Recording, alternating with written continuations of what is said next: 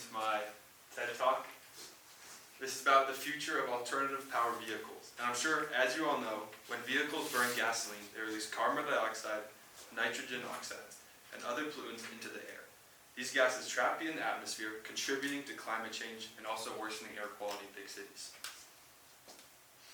My topic, or my question, is can electric and hydrogen vehicles significantly reduce carbon emissions and our dependency on fossil fuels, and what are barriers to their adoption?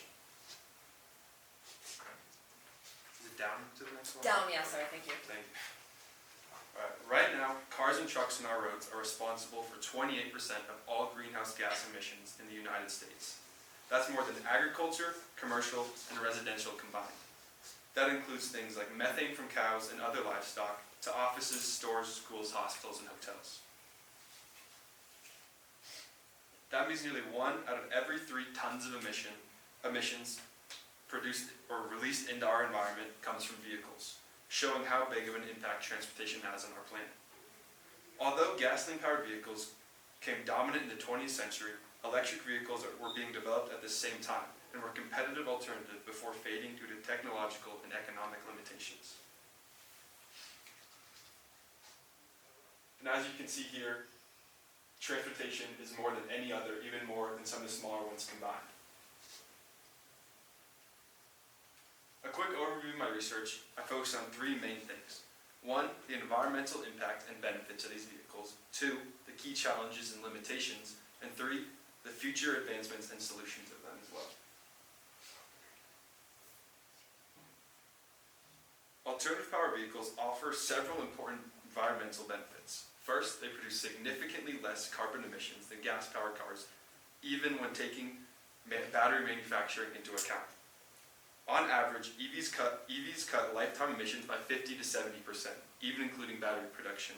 Emissions remain significantly lower.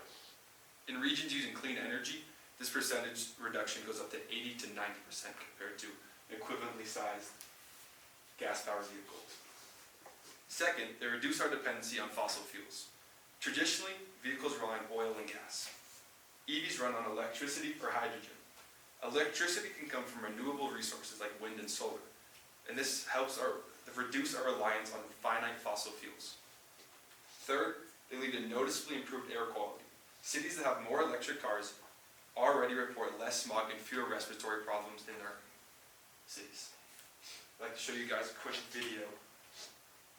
Just pay attention to how far you guys can see.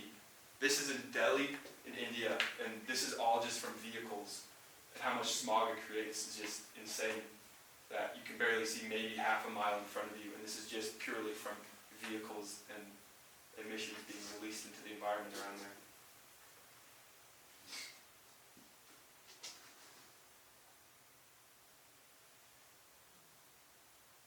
It's mind-blowing just how cars can do this. Maybe you can't even see the stars at night, you can't see the sky during the day.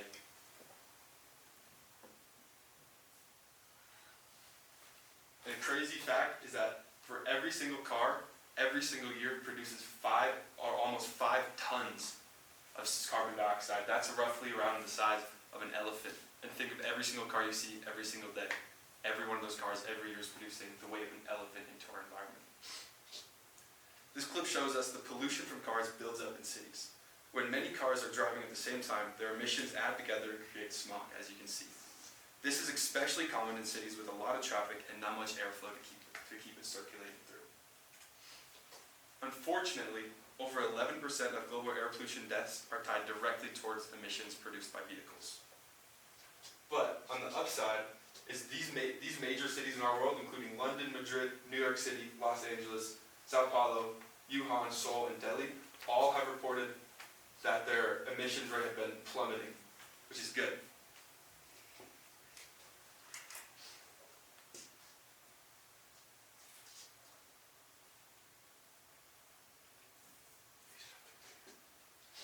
Oh, sorry, it's the down.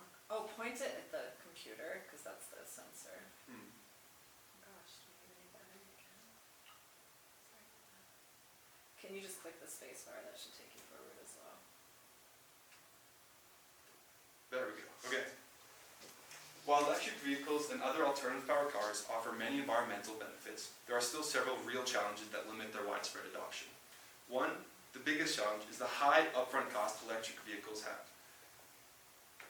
On average, an EV can be $15,000 to $15,000 more compared to a similar size equivalent gas-powered vehicle. Another, battery replacement can cost $5,000 to $20,000 depending on the model. Even though EVs are cheaper to operate, the initial cost is a major barrier for many buyers. Second is the battery degradation and range anxiety. EV batteries lose capacity over time, about 10 to 20% over several years in many cases. Cold weather can reduce this range by another 20 to 40% in cold places like here we are in Colorado. Drivers worry about running out of charge before reaching a station, which equals range anxiety. Real-world driving range is often lower than advertised by the car companies as well. Finally, infrastructure is still limited. There are still far fewer charging stations than gas stations all around the country and the world.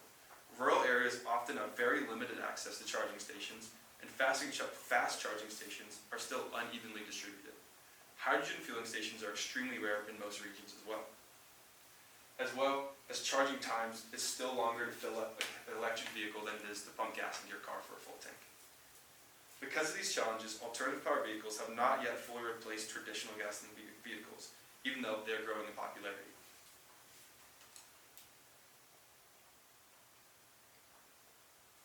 The good news is that many of the challenges facing alternative power vehicles are not permanent. One of the biggest areas of progress is battery technology. New batteries coming out promise longer driving range, faster charging times, and lower production costs. EV batteries have already dropped around 80% in the last decade, and technology continues to improve rapidly. But one thing I did find interesting is that the companies that use different battery technology find very different lifetime and degradation on their batteries. For example, Cadillac, Hyundai, Mercedes, and Mini and Rivian all 3 years later have 100% capacity on their batteries, while Jaguar, BMW, and Volkswagen lose around 10%. And it's interesting that Tesla, which is debatably the main EV and biggest EV company out there, is mid-range, and they focus mainly on EV vehicles, so you'd expect that they're higher up on that graph. Another major factor is government support. Many governments offer tax credits and rebates for EV buyers. These incentives can reduce the cost by thousands of dollars. EV prices are expected to continue to decrease as production increases. Mass production is making EVs more affordable over time. As you can see here, this is projected into the future, but as governments offer incentive, whether local or major governments, EV sales go up because the cost is bringing down and just encourages people to buy them. With continued innovation and policy support, experts predict that EV and hydrogen vehicles could become dominant within 10 to 15 years, and transportation shifting towards a cleaner, more sustainable future. Make you know what? All right, ready? All right. So now I'd like to focus on some current events. Right now, the International Energy Agency, or the IEA, has described the situation we're living in right now as one of the worst oil crises in history. Any disruption can quickly affect global fuel supply and prices. These create instability in transportation costs. It shows how vulnerable gasoline-based systems are to global events. The incident in the Strait of Hormuz disruption shows how dependent the world is on oil transportation. Because so much oil passes through this narrow route, any disruption can affect global fuel prices and supply. This highlights why alternative power vehicles are important, since you reduce reliance on global oil shipping and allow energy to be produced locally. So instead of relying on global oil transportation, countries can rely more on domestic energy production, making transportation more stable and less vulnerable to the international disruption like war or conflict.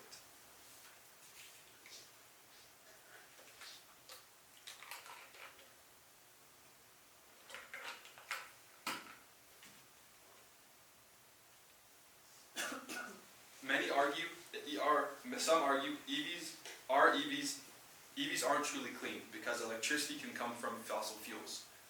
Even when powered by fossil fuels, EVs produce up to 40% fewer emissions than gasoline vehicles. Power plants are more efficient and regulated than individual car engines. The energy grid is shifting towards renewable sources, like wind and solar. This means EV will become cleaner over time, unlike gas-powered cars. EVs may not be perfect, but they are still a much cleaner and more sustainable option than gasoline vehicles.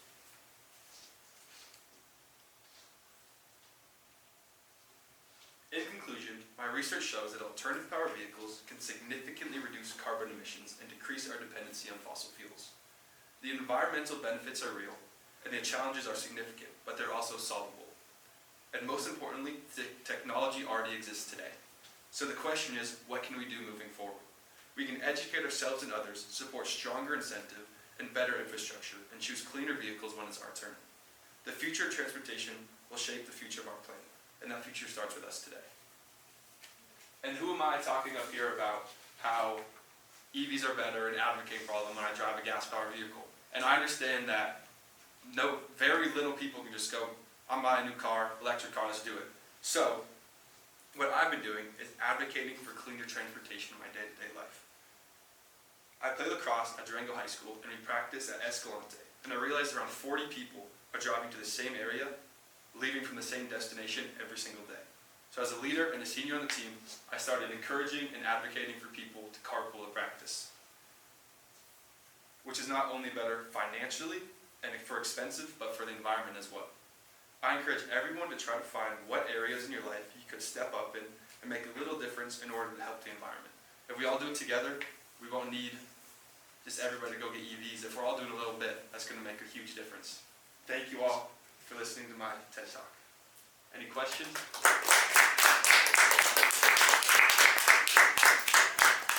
So many questions, always. Okay, well, it looks like